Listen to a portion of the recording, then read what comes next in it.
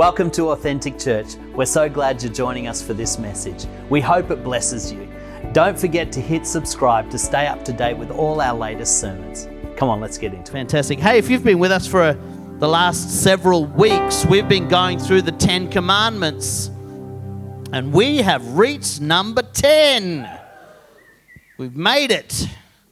And you're still here, which is encouraging. You know, one of the things that we've been looking at in the 10 Commandments is not to see the 10 Commandments as a list of rules for being good, but rather God's guide to us on how we can live free. The 10 Commandments were first given to the Israelites when they came out of Egypt as slaves, and they had to learn how to think like free people.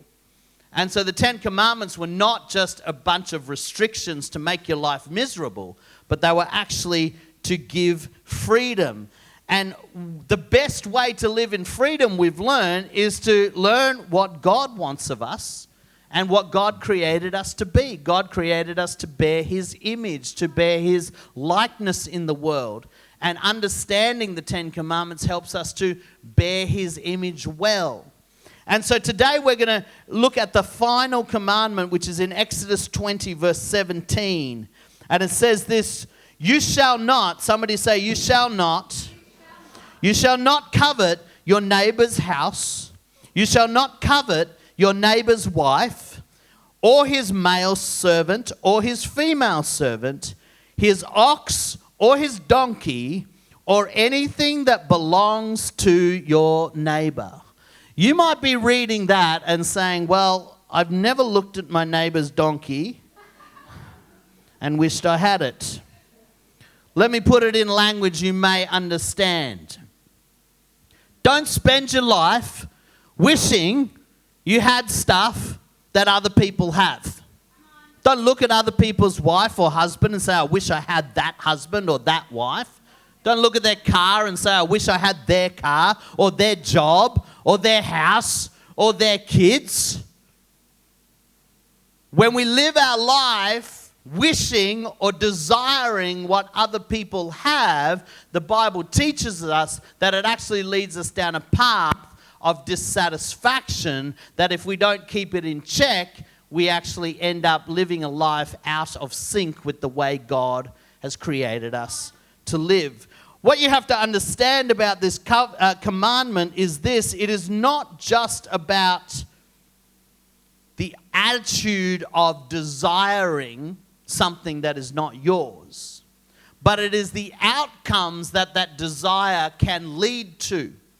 You see, for the ancient Hebrew, when they think of sin, we often think of sin as doing the stuff that we're not meant to do.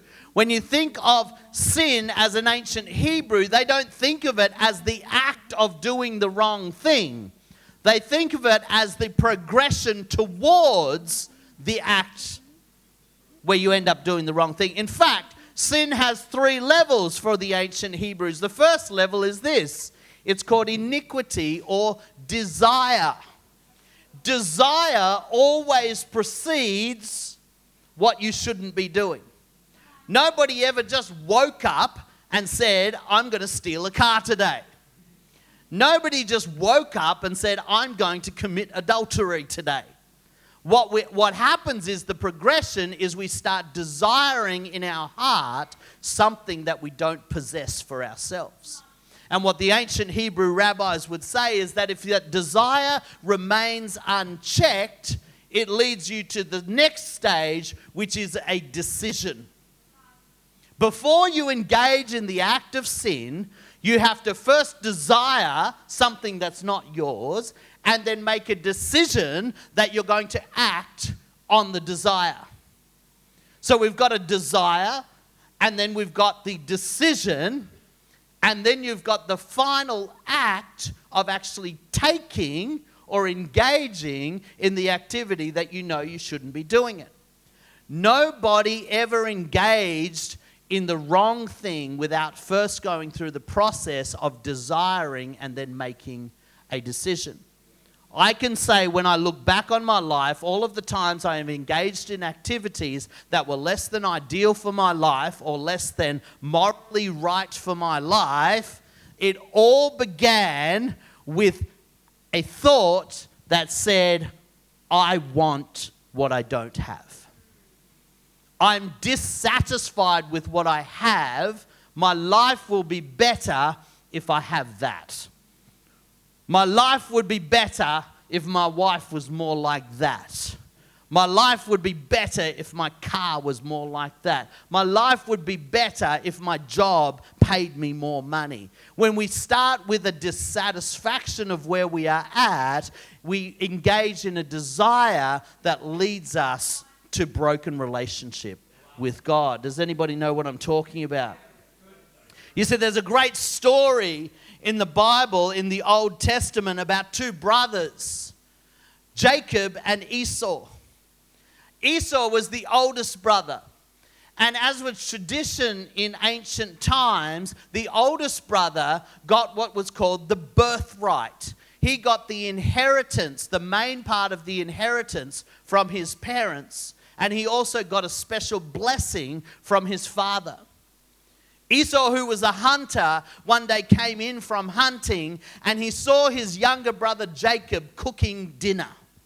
And Jacob was cooking a stew, it says. And it says Esau was so hungry that he was consumed by his hunger. In fact, he was so consumed by his hunger, he says to his younger brother, "Give me some of that stew or I'm going to die."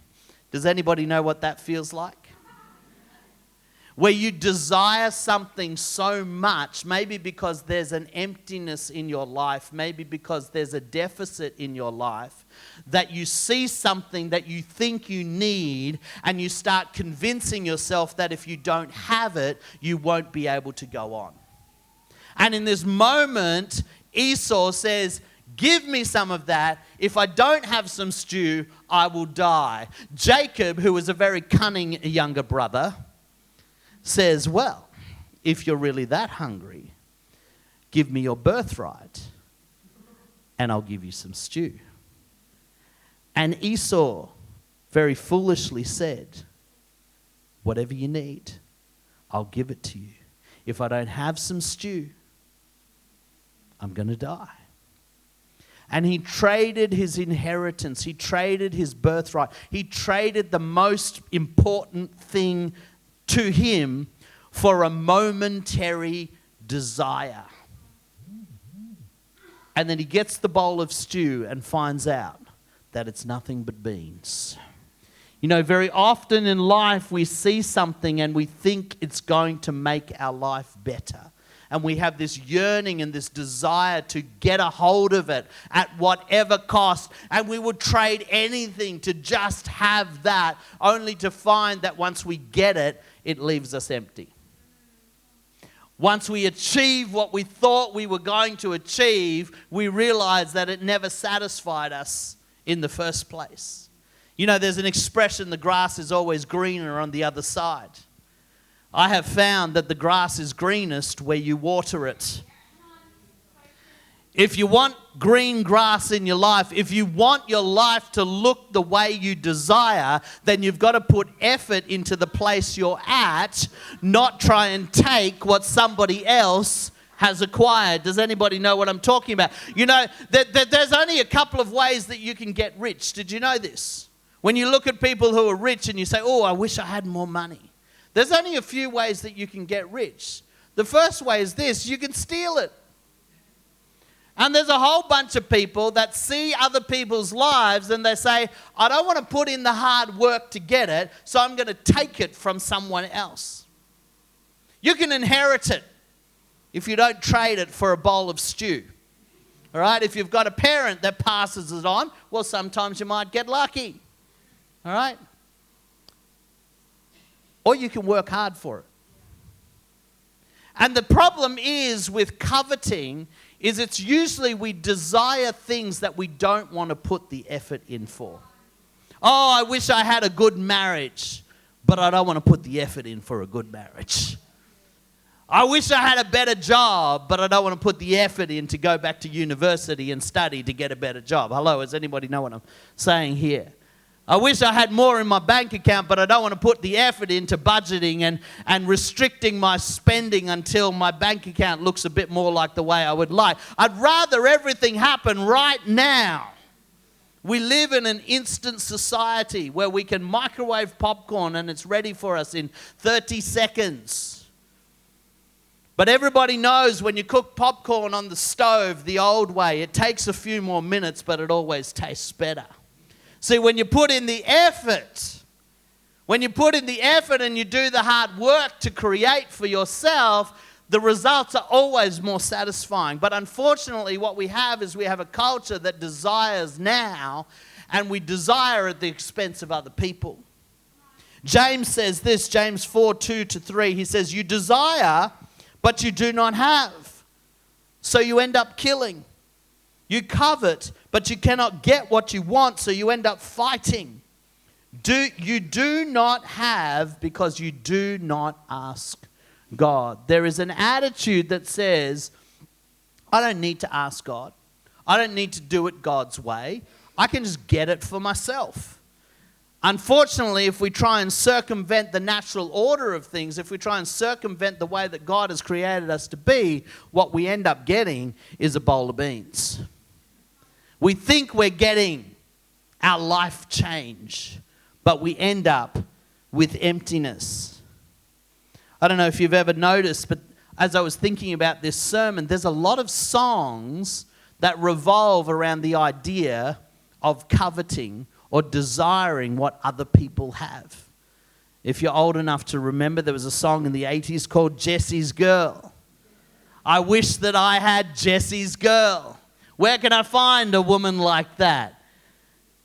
Well, you could go get your own girlfriend. That's where. Instead of wanting Jesse's girl, maybe get your own girl. You know, the Rolling Stones very famously sang, I can't get no satisfaction. It doesn't matter what I put into my life, what I grab for myself, what I take, nothing satisfies me. It leaves me empty. Unfortunately, this makes us convinced because we glorify entertainment, we look at that and we say, oh, that's an ideal for our life. That's a template of how I can live. But as Solomon said in Ecclesiastes, it's all vapor. It's just like grasping at the wind. It's meaningless. It doesn't amount to anything. And so today what I want to do is I want to give you some suggestions of how we can overcome covetousness. Let's be honest now, we all covet. We all desire things that we don't have. We all desire things of other people's lives that we don't possess for ourselves. And I have found the first remedy to covetousness is this: learn to live with gratitude for what you have. The Bible repeatedly encourages us to give thanks for what we have rather than living with dissatisfaction for what we don't have. You see, gratitude for what you have keeps you focused on the things that matter rather than the things that you cannot grasp. 1 Thessalonians 5:18 says this, give thanks. Somebody say, give thanks. Give thanks in all circumstances. Not some, not just when things are going the way that you want, not just when you have what you desire, but give thanks in all circumstances. And what happens? For this is God's will for you. God's will is that we would live in gratitude for what we have. Maybe you look at your life and say, God, why is my life not as good as that person's life? Rather than looking at it that way, say, God, thank you that my life is better than some other people's life.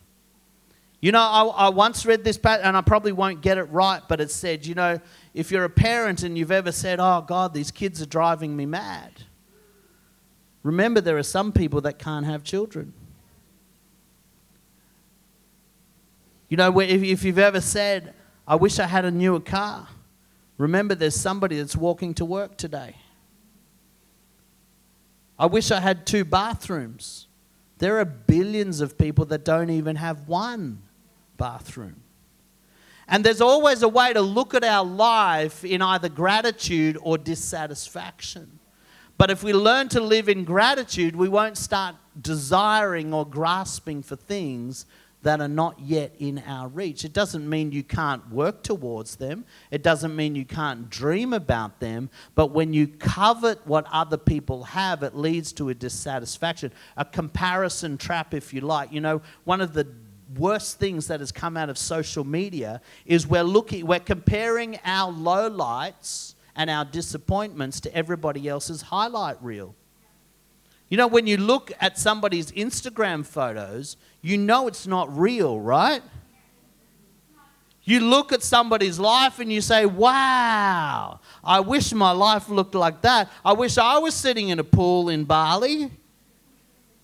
I remember on an anniversary that Melanie and I had, we stayed in the city for the weekend and we went out for dinner, and I posted this photo by the Brisbane River of Melanie and I and said happy anniversary, and we got dozens and dozens of people saying, oh, that's amazing, congratulations Pastor, we're so happy for you. And then a few of them started to say, I wish I had your marriage.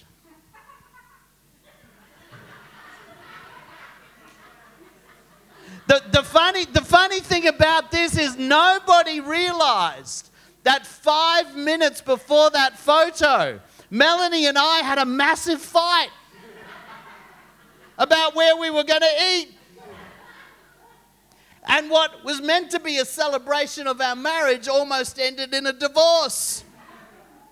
And people are looking at a curated photo that was fake. I mean, it wasn't fake in the sense that we were celebrating, but it didn't tell the whole story. And people look at the photo and they say, I wish my life was like that. No, you don't even know what our life is like. It's not all roses and champagne. Sometimes the boxing gloves come out. Sometimes you've got to negotiate. Sometimes you've got to die to your own desires for the sake of somebody else. Sometimes you've got to sit in a counselor's office and you've got to be willing to accept that you are not perfect, as hard as it is to believe for Melanie. Sometimes you've got to be willing to say, I'm sorry, and eat humble pie. You see, not everything is a highlight reel. Real life is hard and real life takes work, but when you are grateful for what you have, you end up enjoying what you have so much more. When the psalmist says in Psalm 107 verse 1, it says, give thanks to the Lord, for he is good. Now, if you've ever said to yourself, I don't have anything to be thankful for, well, thank God for being good. Even if your life's bad, he's good. And that should be enough to say thank you. If you believe that God loves you, that's something to say thank you for. If you don't believe he loves you, let me tell you right now, he does, and you can say thank you for that. You know, the thing that I love the most, we were talking about iniquities being the desire and transgressions being the act of sin.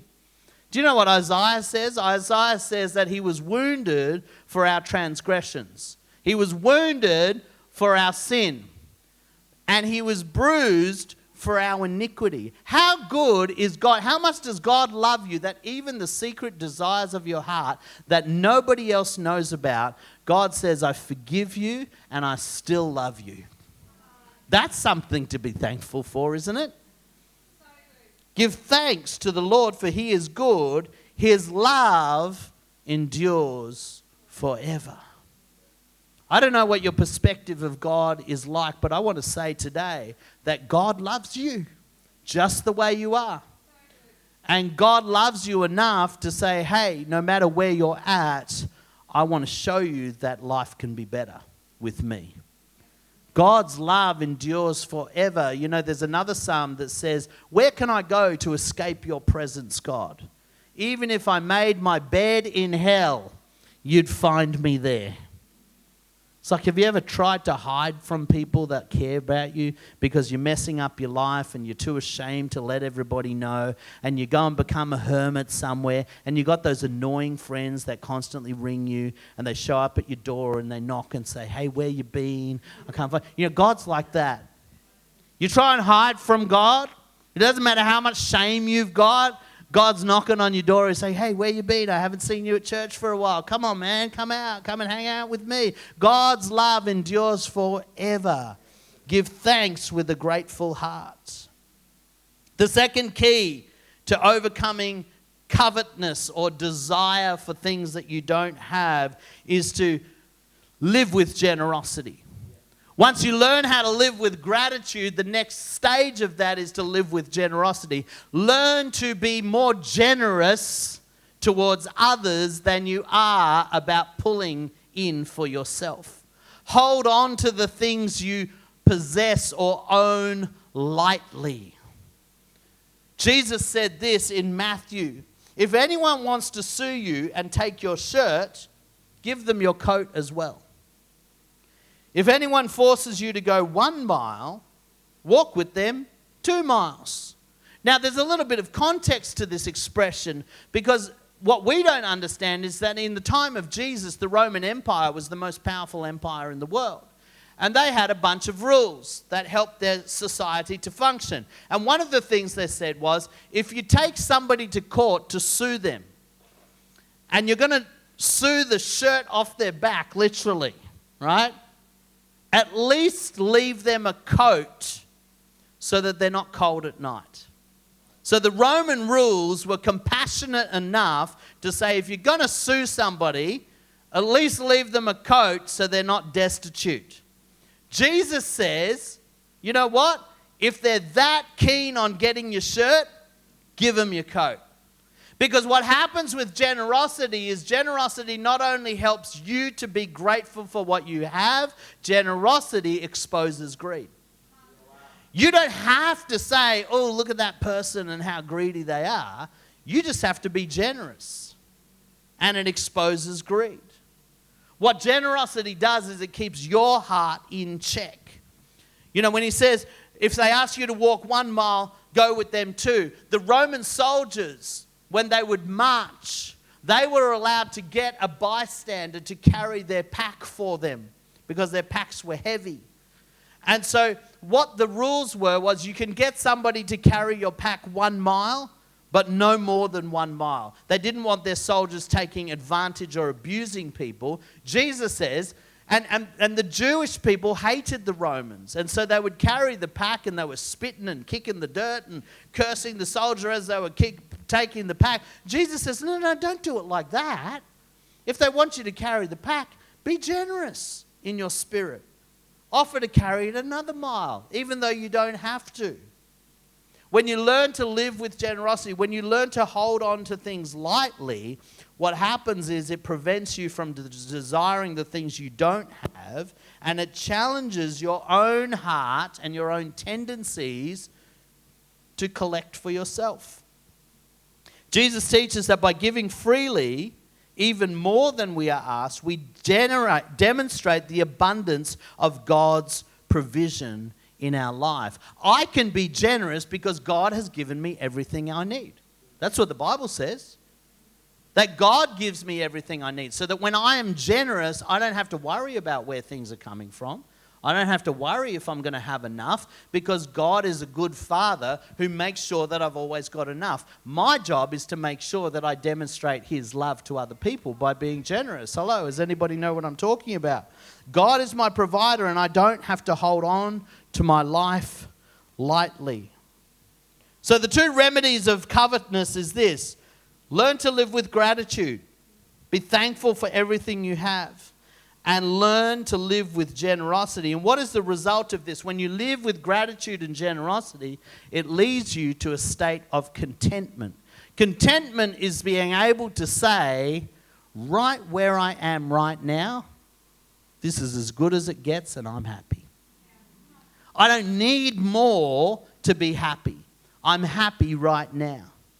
Now, I wonder, if we were being honest, how many of us could actually say that we are content with the life we have right now. Paul says it this way in Philippians. He says, I have learned to be content in whatever circumstance. I know what it is to be in need, and I know what it is to have plenty. I have learned the secret of being content in every situation, whether I'm well-fed or hungry, whether I'm living in plenty or living in want. I can do all of this through Christ who gives me strength. We often read that last part where we say, I can do all things through Christ who gives me strength. What we don't read is the part before it. Can you have that attitude when you think you haven't got enough? Can you be content with what you have? You know, I remember for many years when my kids were young, we couldn't afford a reliable car. My cars used to break down constantly. And I had to learn how to fix cars just because we couldn't afford a mechanic. Every weekend I was on YouTube and I was under my car patching it together to get it through one more week. I actually befriended the local mechanic and he would tell me what was wrong with my car, and then I would say, okay, don't fix it, just tell me how to fix it because I can't pay you. And he was such a lovely guy. He said, yeah, no worries, this is what you do. And he would tell me what to do. I'd end up messing it up and I'd call him and say, can you come and fix it now? I've messed it up. But there was a lot of years when I used to look at my car and say, God, I wish I've got a good car that doesn't break down.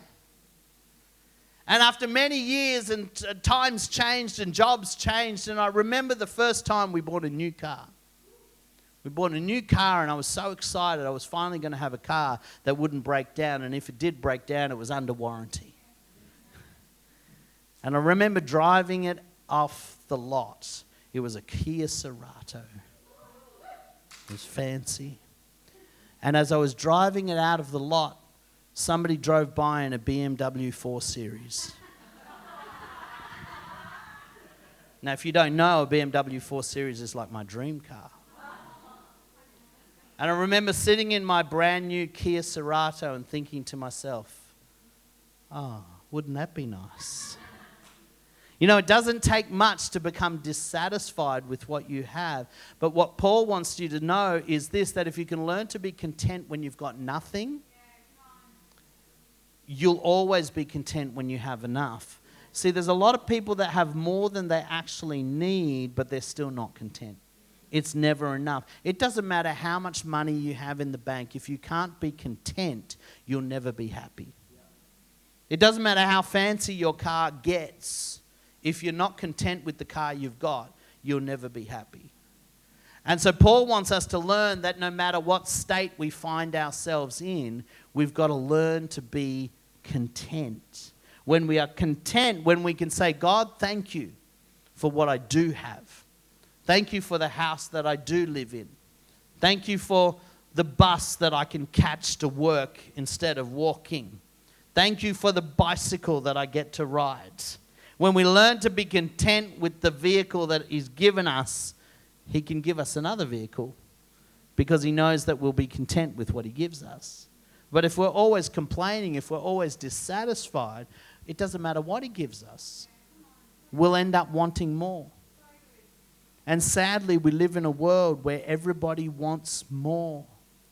And it's leading us down a path of greed and taking for ourselves and crime in ways that we've never seen in the past. And really, all of it starts off with this attitude that in the 10 Commandments says, don't covet your neighbor's house. Don't desire what your neighbor has. Don't wish your neighbor's wife was your wife, or his servants were your servants, or his Ferrari was your Ferrari, or anything else that your neighbor has. Don't wish for that, because what you're wishing for is dissatisfaction. What you're wishing for is sadness and misery, because when you desire what other people have, you never learn to be content with what you do. Does anybody still track with me? Kai, you can come up now.